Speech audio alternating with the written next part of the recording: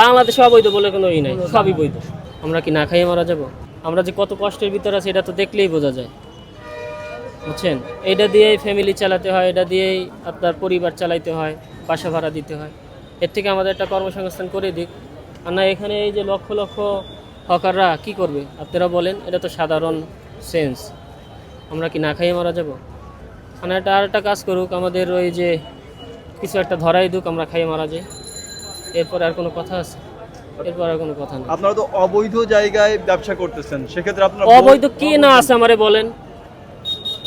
বাংলাদেশের ভিতর কে না আছে অবৈধের ভিতর? হ্যাঁ, বাংলাদেশে অবৈধ বলে কোনো ই নাই, সবই বৈধ। চলাচলে কি সমস্যা বলেন? আপনারা যেহেতু ফুটপাত দখল করে নিয়েছেন, যেখানে মানুষ হাঁটার কথা সেখান দিয়ে এখানে যেখানে সেই গাড়ি- পূর্বপুরুষ থেকেই আমরা দেখতেছি এখানে এইভাবে চলতেছে।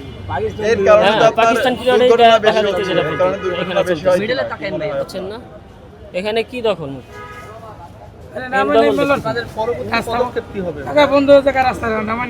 বুঝছেন না? এখানে কোনো দখল বলতে কিছু নেই।